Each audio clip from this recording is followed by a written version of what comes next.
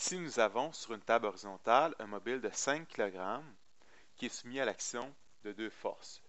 Une force F2 de 60 N et une force F1 de 80 N.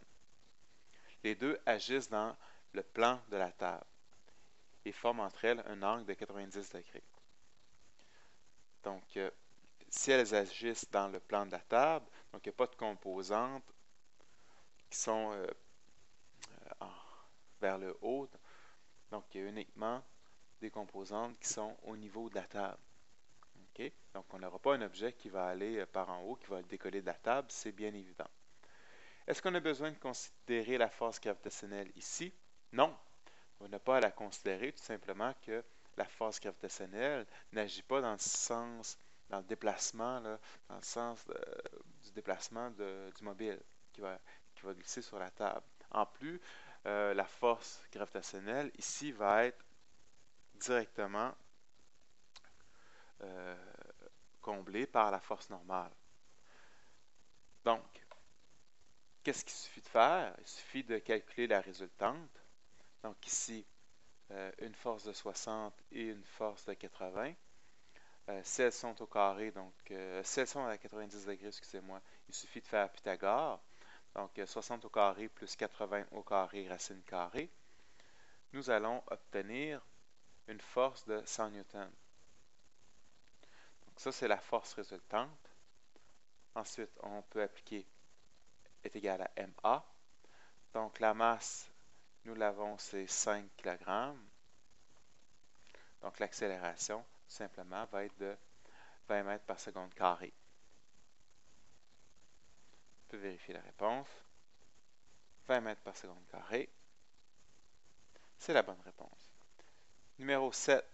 Un ascenseur pesant 1200 N est soumis à une accélération vers le haut. La tension dans le câble est de 20 000 N et la résistance au mouvement dû au frottement est de 5000. Ici, c'est une valeur très exagérée. On cherche la force nette qui s'exerce sur l'ascenseur. Donc, on a 20 000 vers le haut, puis on a 5 000 vers le bas. Mais il faut aussi considérer le poids de l'ascenseur qui est aussi vers le bas. Donc ça veut dire en tout, nous avons 17 000 vers le bas, 20 000 vers le haut. Qu'est-ce qui reste? Il reste 3 000 vers le haut comme résultante, donc comme force nette. Maintenant, question suivante qui est la suite finalement. On a encore les mêmes données. Cette fois-ci, la question, quelle sera l'accélération de l'ascenseur?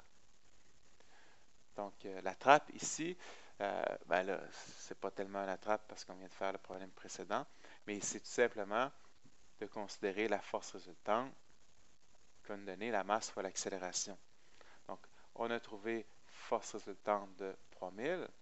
Et la masse, on ne l'a pas qui est donnée clairement, sauf que c'est écrit que le poids de l'ascenseur, qui est égal à mg, donc le poids est de 12 000. Donc, ça veut dire que nous avons une masse de 1200 kg. Donc, ici, si on met 1200 à cet endroit-ci et qu'on calcule l'accélération, nous allons obtenir une accélération de 2,5 mètres par seconde carré. Okay, à moins que je ne me trompe. Donc, est-ce que c'est la bonne réponse? C'est la bonne réponse. Nous avons ici un bloc de 2 kg qui glisse sur un plan incliné. Au départ, le bloc est immobile. Le plan incliné a 3 mètres de longueur, puis le bloc arrive au bas de ce plan avec une vitesse de 6 mètres par seconde.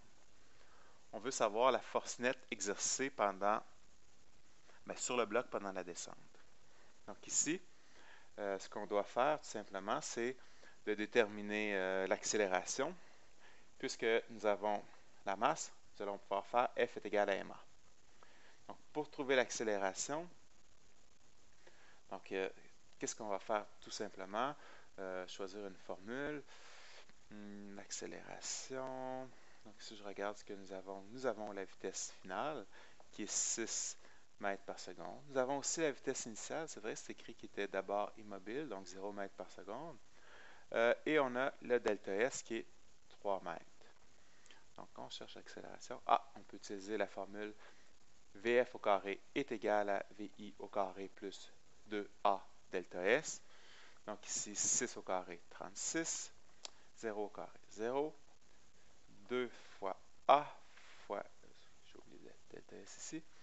Donc, ici, delta S de 3 mètres. Donc, qu'est-ce que nous allons trouver? 36 est égal à 2 fois 3 fois A. Donc, l'accélération doit être de 6 mètres par seconde carré. Nous avons un bloc de 2 kg. Donc,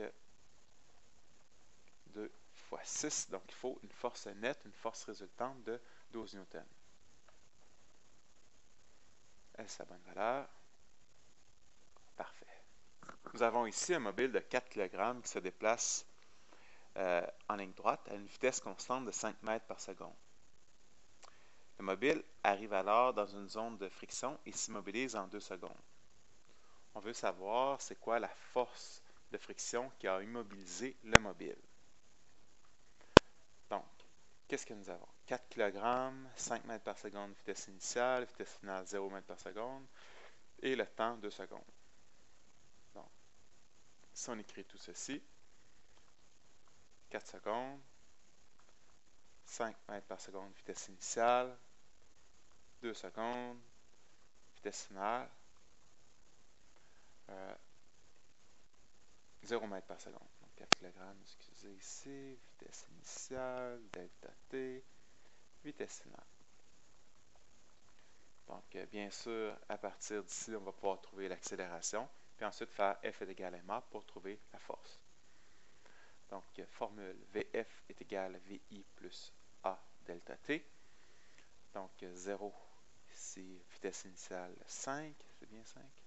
Oui.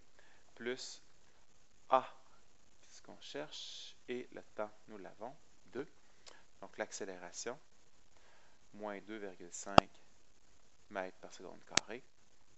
Ensuite, multiplié par la masse, donc ça fait une force de friction qui va être de moins 10 newtons.